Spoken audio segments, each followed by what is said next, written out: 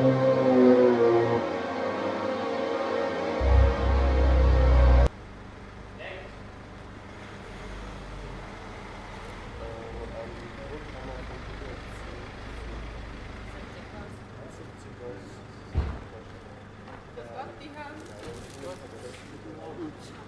Rothschild. Guten Abend, Herr Pause. Nehmen an, Sie sind informiert. Ja, nur ungefähr. Also es kann noch nicht sehr lange her sein.